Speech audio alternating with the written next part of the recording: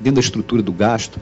Eu fiquei impressionado, por exemplo, que tem, parece que 1% a 2% do orçamento médio do brasileiro que está na faixa de 2.800. Consumo médio. Claro, tem muita gente consumindo pouco, pouca gente consumindo muito. 1% é gasto em cigarro.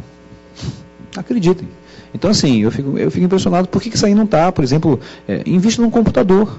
Pelo menos você vai conseguir mexer, pode ganhar um dinheirinho extra em alguma ocasião. Quer dizer, o cara é consumo que não tem, vamos dizer, retorno nenhum.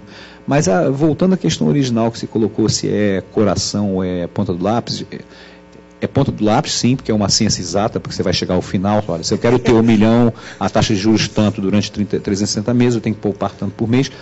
Mas a dívida não tem emoção, não. Dívida não tem emoção, mas tem um componente comportamental que é, eu estou disposto a fazer isso. A grande questão é, será que vale a pena eu botar mais vida em meus anos ou mais anos na minha vida?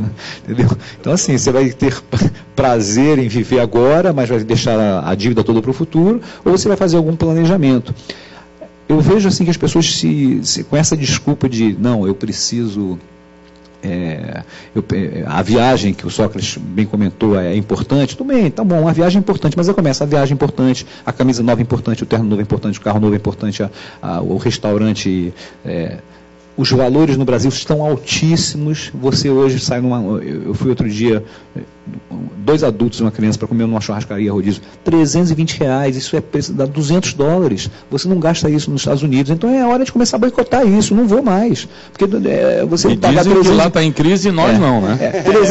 Veja bem, R$320 numa churrascaria, pô, quanto custa o quilo da carne? R$20? Você compra 16 quilos, ninguém compra churrasqueira, já fica com a churrasqueira em casa já de bônus. Então assim, quer dizer, são coisas. Então assim, se a gente não tiver em uma determinada hora aí, eu acho que a ciência exata tem que determinar, meu amigo, olha só, se você não guardar por mês, suponha, todo mês você guardar R$200, aí vai depender do nível de renda. Você quando chegar com a minha idade, que eu estou com 52, você provavelmente vai ficar totalmente à mercê do seu empregador. Aí o seu empregador olha para você assim, 52 anos, já está aqui há algum tempão, vou trocar você por um cara mais barato. E você dança, e aí eu quero ver o que vai acontecer. Então você tem que ter essa reserva, como garantia para a tua segurança, vamos dizer, mental, segurança de vida, segurança financeira. Se você não começar a fazer agora, quanto mais cedo começar, é mais barato. Se você esperar 10 anos para começar a fazer, suponha que você aos 60 anos quer ter, sei lá, R$500 mil aplicados. Se você começa com 30 anos, o número é, sei lá, R$500 por mês. Se você começa com 20 anos, o número cai para 150. Então, o sacrifício inicial com a idade mais nova... os números aqui estão chutados, assim, estou me lembrando do exemplo que eu fiz em sala de aula, não me lembro qual foi a taxa de juros que eu usei. Se você faz o sacrifício mais cedo, tudo bem, dos 20 até os 30, você, caramba, em vez de eu ir a todos os chopes, eu vou deixar de ir a 4 chopes a menos, tá bom, mas em compensação, quando você estiver com 30 anos, a vida fica mais fácil. Numa época que você vai provavelmente estar casado, tem filhos, tem outras obrigações, então é para se ligar nisso. Me diz só uma coisa, nessa tua colocação, você acha que a aplicação num fundo de renda fixa ou num outro fundo de longo prazo aí, em comparação com uma aplicação num fundo de pensão? O que você acha?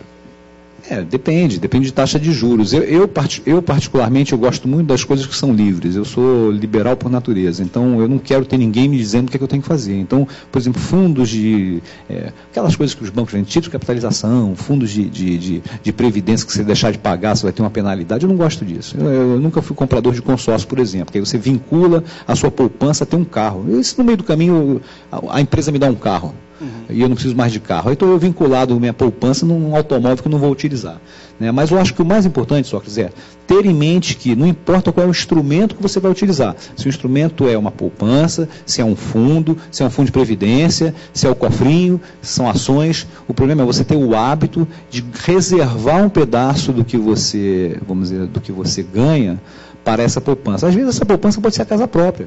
Quando você financia uma casa própria, tudo bem que você está pagando juros, mas bem ou mal isso vai ter um final. O cara diz assim, eu gasto R$400 para pagar, por exemplo, a casa própria, tá bom, vai ter um final que vai ser o quê? A casa própria. O chato é quando você gasta R$400, vou brincar agora, shopping e manjubinha, isso não vai ter nada, vai ter só prazer ali momentâneo, isso vai embora. Então, gaste nisso sim, desde que você tenha também, pensando um pouquinho, um olho, não precisa ser 1 para 1.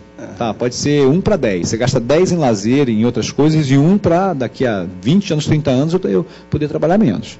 Né? É mais ou menos isso. Quer ser um prazer aqui, mas um prazer futuro é meio complicado. A gente vai para um rápido intervalo e pergunta para você aí de casa.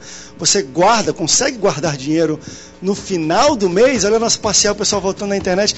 28% das pessoas dizem que sim, 72% das pessoas dizem que não.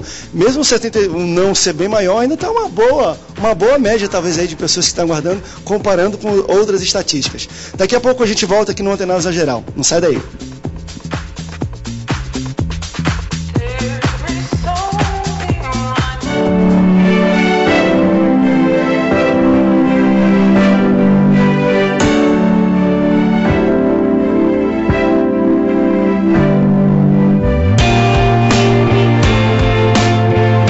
Doar sangue é um ato de solidariedade que eu, você, todos nós devemos praticar. Doe sangue, faça disso um hábito. Essa corrente precisa de você. Seja um doador. Um grande ato incentivado e apoiado pelo SUS.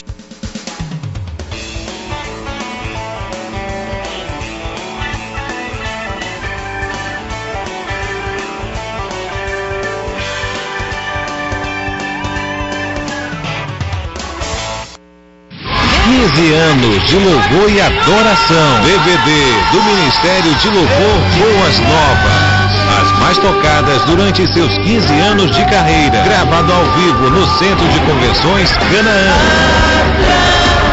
Um DVD para impactar a sua vida. Ministério de Louvor e Adoração Boas Novas. Já à venda na Disco Laser, CPAD e Central de Semeadores. E aí, criançada, você quer participar do Baba Bíblia? Então, vamos lá, você pode mandar um vídeo fofucho de crianças ou animaizinhos, uma foto sua ou uma mensagem para nós, para o nosso e-mail, babebi@boasnovas.tv. Essa menina aí, olha, ela até parece com a Vitória do Babé Bíblia. Mas é a Vitória do Babé Bíblia? Acorda, Valda! Ih, sei não. Fiquem ligadinhos de segunda a sexta aqui na Boas Novas, de 11 da manhã ao meio-dia. Mas isso é bom demais da conta, não sabe? Babé Bíblia! Aleluia!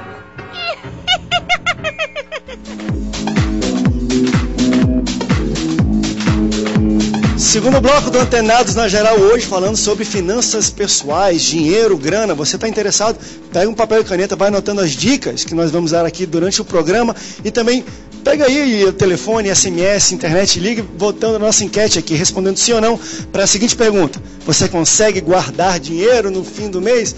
Ai, o pessoal está voltando muito. No final desse bloco a gente dá o resultado, a parcial do final.